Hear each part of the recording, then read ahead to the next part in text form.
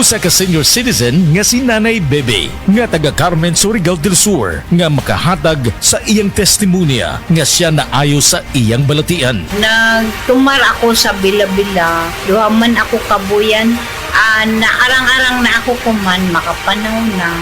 Tapos ako kamot, naingas-ingas. Na ako kuan, hapyas, Bila-Bila. Kumanak, makalakaw naman ko.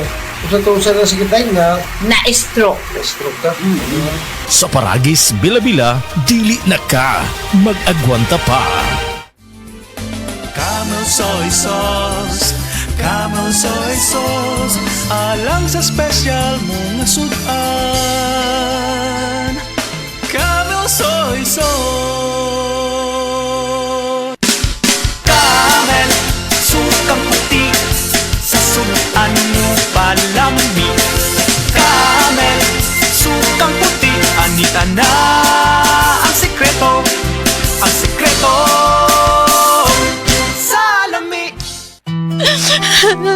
Oh, day, gano ka? Ang akong anak gidinggi, tabagi ko gulyat. Day, dugay na na akong isilbiya sa kanginan nga mugamit kitang Sedlinimit Oil kay mauni tinuon nga mutabang nato. Ang pagsalig sa mga produkto sa Sed Marketing o sa Sedlinimit Oil may usa sa pagdipinsa sa atong kaugalingon. Labi na yun sa dinggi, way lamok nga makaduol nimo kung mugamit ka sa Sedlinimit Oil. Sukad karon gulyat, mugamit ako sa Sedlinimit Oil ug ang akong tibuok pamilya kay dako kaayo gasto kung madenggi ka. Sedlinimit Oil, produkto sa Sed Marketing Incorporated.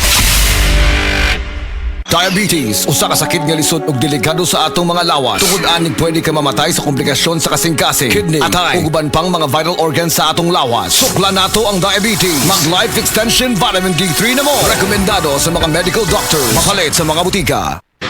Basta sakit sa atay, magiling! Ako si Ricardo, 50 anyos. Dugay na niya akong sakit mao nga nagpakonsulta ko sa espesyalista. Ang findings niya, liver cirrhosis. Pirme magsakit akong tiyan, nagilo akong panit ug mata, dalira ko kapoyon ug pirme ko kutas. Mas grabe pa, kay musukan ako og dugo. Ingon ang doktor nga lisod ni tambalan ug mahal ang gasto apan wala mi kwarta. Usa ka higala ang nagrekomenda sa yiling ug sa pipila lang ka semana nabati nako ang kausaban. Nihapsay na akong pamati. Salamat sa yiling. Basta sakit sa atay, magiling! Ang yiling mapalit sa mercury ug mga suking botika. Mahalagang paalala ang giling ay hindi gamot at hindi dapat gamitin panggamot sa anumang uri ng sakit.